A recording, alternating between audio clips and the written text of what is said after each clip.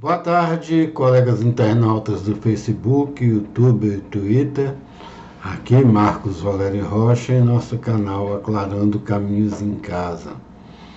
Hoje é um sábado santo na atual denominação, mas é o antigo sábado de Aleluia, como era conhecido antigamente esse sábado. Hoje não se fala, pelo menos aqui nessa região, tanto assim, fala-se sábado santo mesmo. É um pouco o sábado de Aleluia por conta de que com a morte de Cristo houve a vitória sobre a morte. É algo meio contraditório, né? Mas é essa verdade que Cristo morreu para nos resgatar e morrendo ele venceu a morte. Um mistério, outro dos mistérios da religião. Toda religião tem que ter alguns mistérios desses, que é, pelo menos a religião teísta, que tem um Deus, por conta que se fosse conhecermos tudo que Deus pensa, nós teríamos Deus também. E nós não somos, né? Então tem coisas maiores que nós. Mas vamos fazer algumas reflexões sobre esse sábado santo, véspera da Páscoa.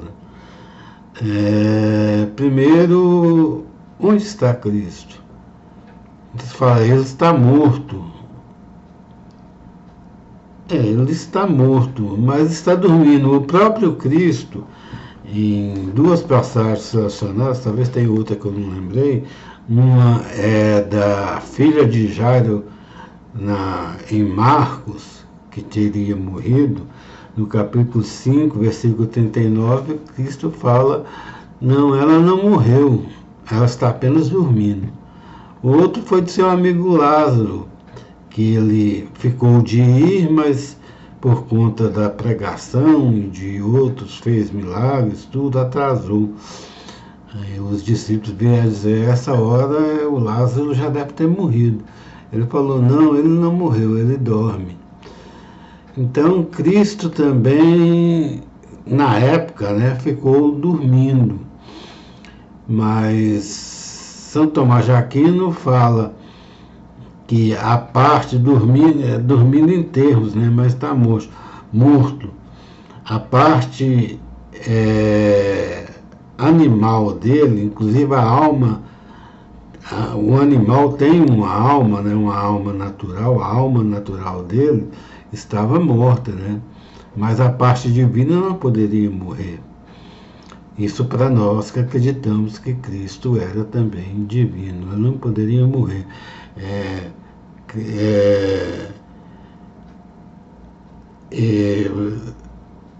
São Tomás de Aquino fala que a alma espiritual, o verbo de Deus, estaria num estado de hipérbole, deu uma volta, está tendo uma sequência da história aqui na horizontal, um exemplo, e no momento que Cristo morreu, a sua divindade, sua alma divina, por ser verbo, ela deu uma hipérbole e saiu desse percurso.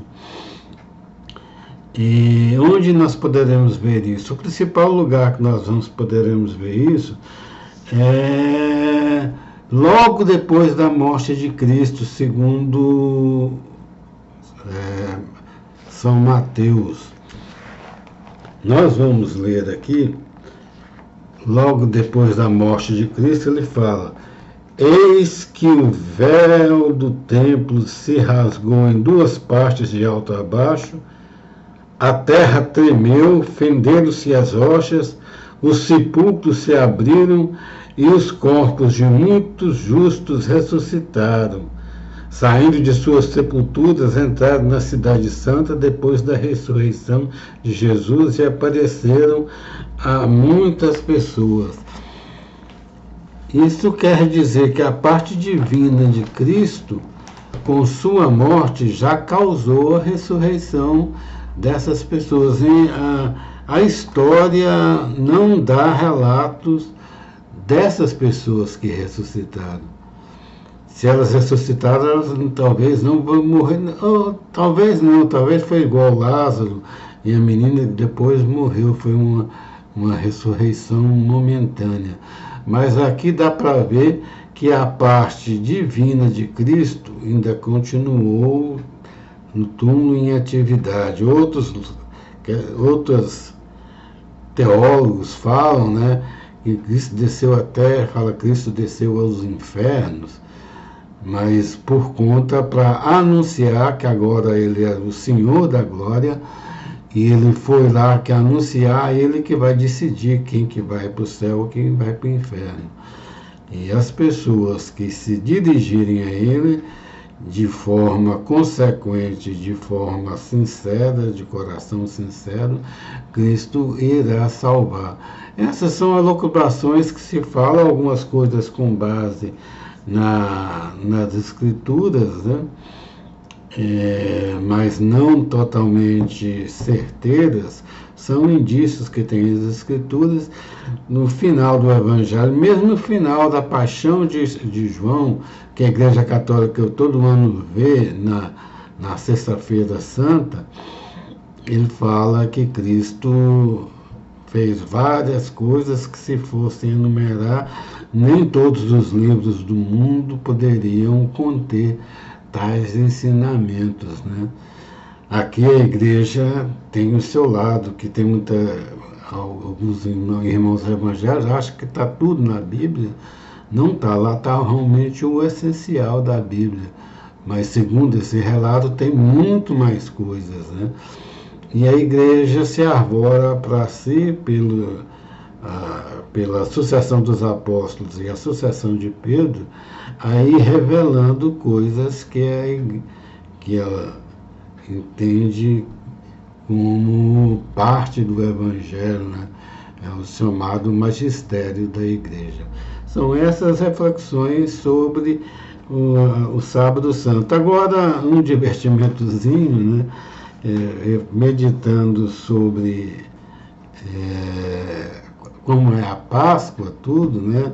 E os meios comerciais aqui no Ocidente, né, ligam o ovo de Páscoa e o coelho. O coelho não tem muita relação com a Páscoa, né? O ovo de Páscoa não tem uma relação muito direta, tem uma relação muito remota, mas pode-se pensar, analisando todo o livro, em Mateus, capítulo 23, versículos de 37 a 39, quando Jesus chora sobre Jerusalém, vamos ler aqui, ele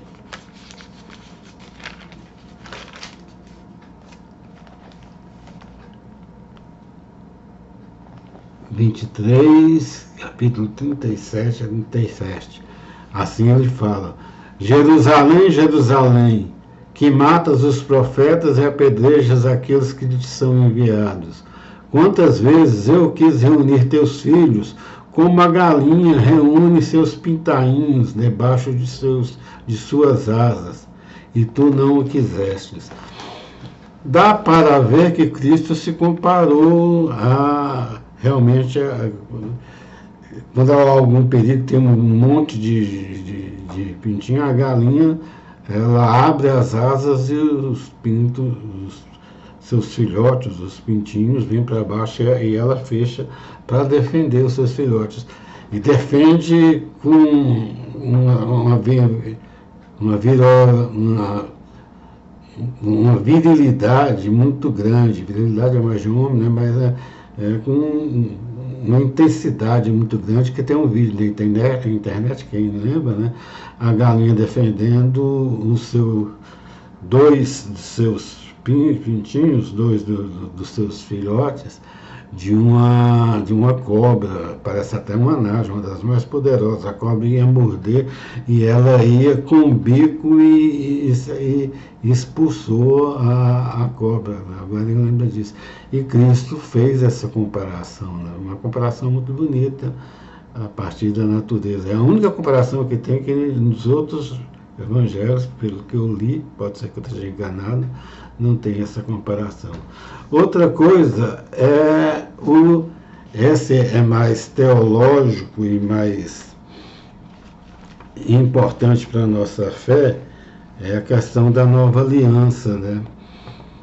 E a nova aliança vem com o símbolo, foi o véu do templo que se rasgou. Vamos ler aqui a explicação de São Paulo, que ele era judeu devoto, judeu muito radical, né? Explicando essa questão do véu do templo. A primeira aliança, na verdade, aqui é uma leitura de Hebreus, capítulo 9, versículos de 1 a 14. A primeira aliança, na verdade, teve regulamentos rituais e seu santuário terrestre, consistia numa tenda. A parte anterior encerrava o candelabro e a mesa com os pães de proposição, chamado santo. Atrás do segundo véu achava-se a parte chamada Santo dos Santos. Aí estava o altar de ouro para os perfumes e a arca da aliança, coberta de ouro por todos os lados. Dentro dela, a urna de ouro contendo o maná, a vara de Arão que floresceu e as tábuas da aliança.